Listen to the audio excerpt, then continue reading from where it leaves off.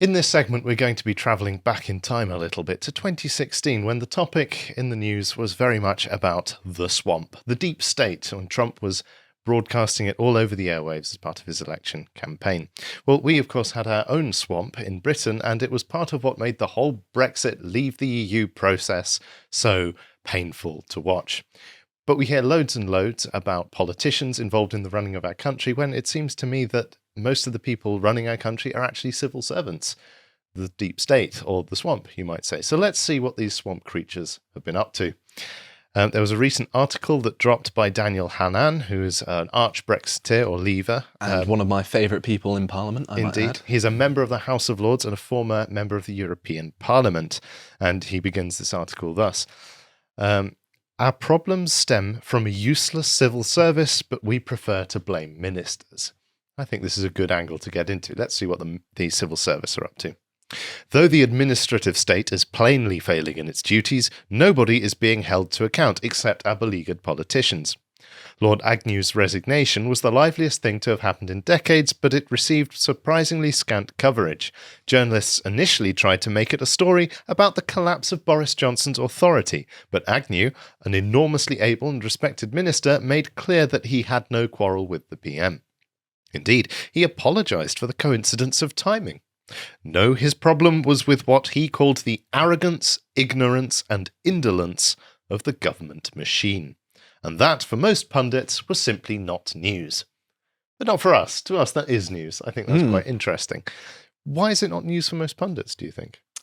Well, I think they might have a vested interest in keeping the machine well-oiled, I would say. Do you think they might have some relationship to the machine, perhaps? I would be very surprised if they didn't. All go to the same private schools, the same universities, go to the same London clubs. Yeah, they keep the same circles. They may even be married to one another. Indeed. Who knows? But he continues, this lack of interest partly explains the problem that Agnew was complaining about. No one pays attention to the failings of officials, except insofar as they can somehow be pinned on politicians. The current rows over lockdown violations, for example, largely involve civil servants. Yet from the headlines, you might think that the Prime Minister's was the only name in the frame. This is something I noticed as well. And I noticed on many of the pictures that came out, the non-politicians' faces were blurred out by the media. And I was thinking to myself, well, actually, if they were there in this clearly illegal event that is of public interest, I know you want to focus the camera down on the politician, but shouldn't we know who these people are as well? I think we should. The tension between publicity-hungry ministers and wily officials was the basis of the ingenious BBC drama Yes, Minister, he continues. But a number of things have changed since the elegant jostling between Sir Humphrey Appleby and Jim Hacker was first broadcast in 1980. So you must have watched I Yes, have, of Minister, course, right? yeah. Me too, I think I've seen all of it. But for American viewers, you're missing out. There'll be clips on YouTube. It's one of the most intelligent political comedies to come out of Britain. For one thing, as a haggard minister put it to me, at least Sir Humphrey, who is the smug-looking man in the middle there, was good at his job. We cling to the image of a Rolls-Royce civil service, but in truth, its best days are behind it. One difference is that the civil service now has a collegiate outlook, a set of shared beliefs. I wonder what those beliefs might be. Sir Humphrey had no agenda beyond ensuring that civil servants were numerous, influential, well remunerated, and, where possible, knighted. His successors, by contrast, have an ideology. They may not be partisan, but they are prejudiced. They tend, for example, to believe in the benevolence of government intervention and the efficacy of public spending. It's very surprising when they are the ones who are the government who are intervening, and they are the ones spending other people's money. What a strange set of beliefs they have in that position. They are keen on supranationalism and regret Brexit. Above all, they have elevated identity politics almost to the point where it has become their chief concern, displacing the notional functions of their departments. This may explain why many government ministers have been pledging to get rid of diversity training and the likes, and they're basically playing whack-a-mole with government departments, just like, oh, look, here's some more critical race theory just popping up. Yeah, they smite it in one area and 12 more critical race theory initiatives pop up elsewhere, because the civil service has an ideology, and the ministers just have to be negotiated around in order to make that woke ideology come to fruition. We can see this in small ways, he continues. For example, at some point over the past 2 years, most civil servants started appending their preferred pronouns to their email signatures. These pronouns are never, in my experience, unexpected, but their purpose is not to inform so much as to serve as a tribal signifier, a badge of belonging. A virtue signal, you might say. Indeed. A trivial thing, you might say, but a telling one nonetheless, in that it sets our officials apart from the general population. As permanent secretaries fret more about how they are ranked on inclusion, they necessarily have less time for what ought to be their main jobs. And again, when we hear about this, we start to think back to Brexit and how the whole process was dragged out, frustrated, when, honestly, even a little bit of common sense could have made the whole process more efficient. Absolutely. When these are the civil servants who are doing it, when they're in the middle of all this crisis, they're changing their personal pronouns on their email signature instead of sorting out their jobs. Considerations such as merit, efficiency, and value for money are downgraded, as initiatives are instead measured by the gauge of what is called diversity, which in Whitehall means people who look different but think the same. Welcome to the cult. Oh dear. What is the basis of this obsession? Is the civil service seeking to correct an ingrained bias against minorities in its recruitment? For an answer, we need only look at its latest figures. This is going to be fun reading. Last year, 23.3% of civil service fast-stream recruits were from ethnic minorities, as against 14% in the population as a whole. So a quarter of the civil service, and by that ratio, you are twice as likely to get a job in the civil service if you are not white. The agenda is so transparent now, isn't it? It's not even about parity anymore, is it? No. Although I disagree with that on principle. Of course. They've even gone further than that. It goes just to show sheer anti-white racism from our government, who we are forced to pay taxes to, who are breaking all records for public spending in peacetime. And of course, none of the mainstream media are reporting on this because they're in the same diversity club, and you have to go to basically small sites on the internet like the Lotus Eaters to find out what the truth of it is. In the same intake, he continues, 58.6% were female as against 50.6% of the country.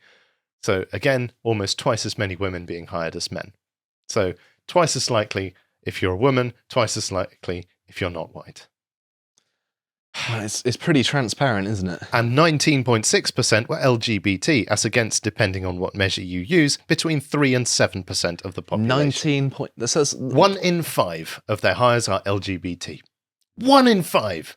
That's the long march of the institutions has... That is about 3 to 6 times the average, depending on the measures, probably close to 5 or 6 times the going rate. So if you want to get a job in the civil service, you want to be not white, not male, and not straight. There we go. What proportion would our mandarins consider sufficient?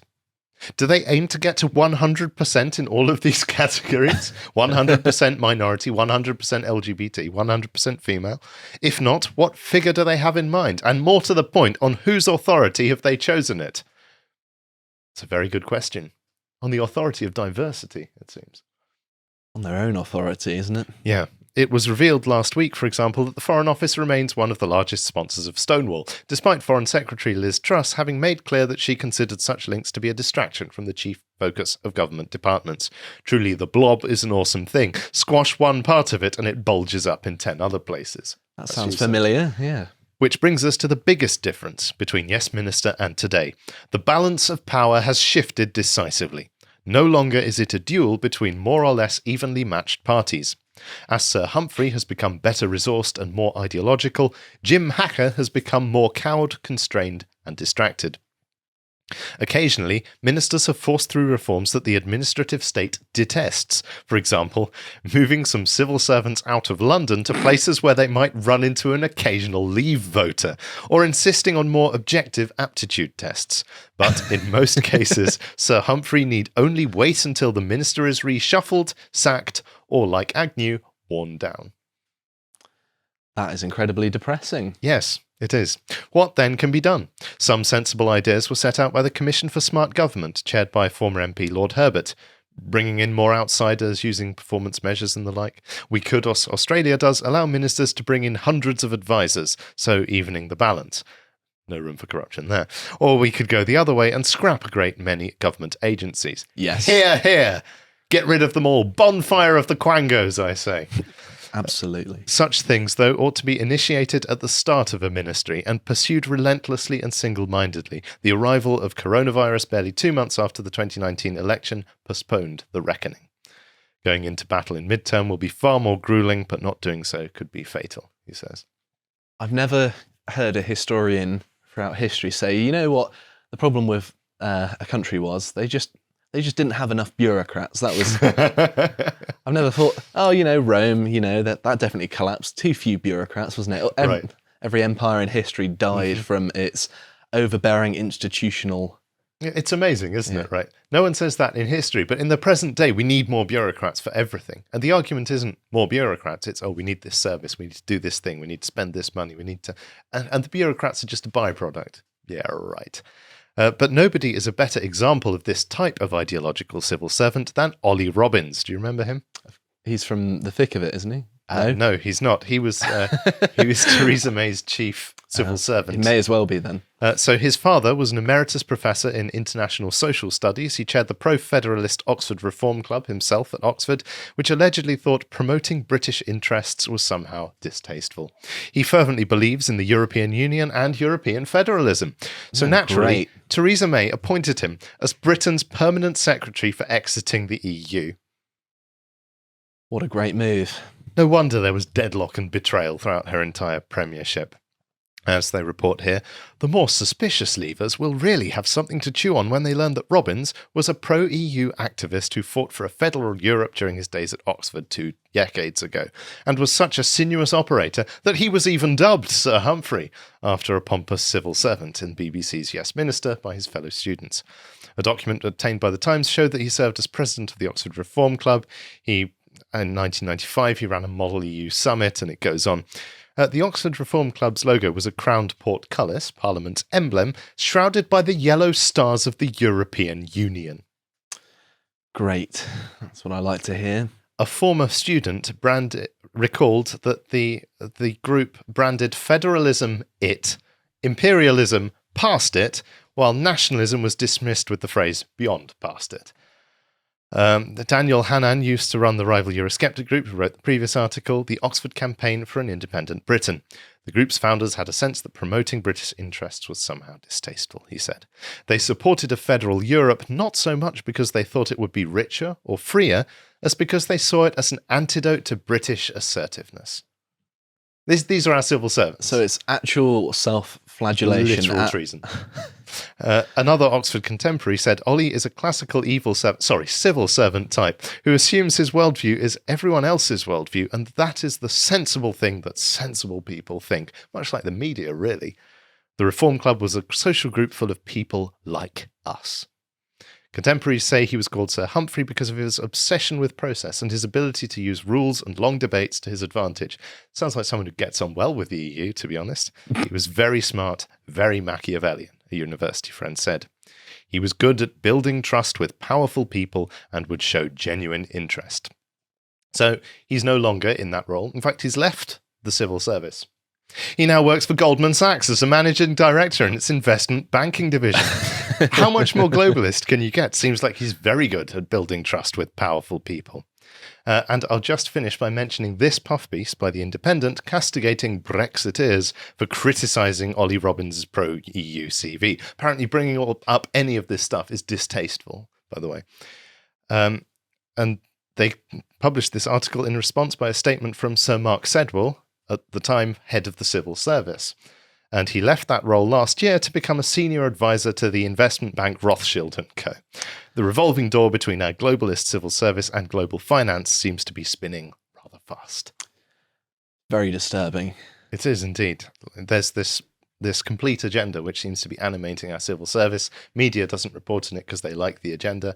And we somehow hold all of our politicians, who are by no means the most competent people on the planet, we hold them responsible for what is a fundamentally treasonous bureaucracy. I think it's like getting mad at the mascot for the football team doing badly, isn't it? That is a very good way to put it. Oh dear. Thanks for that depressing conclusion. You're welcome.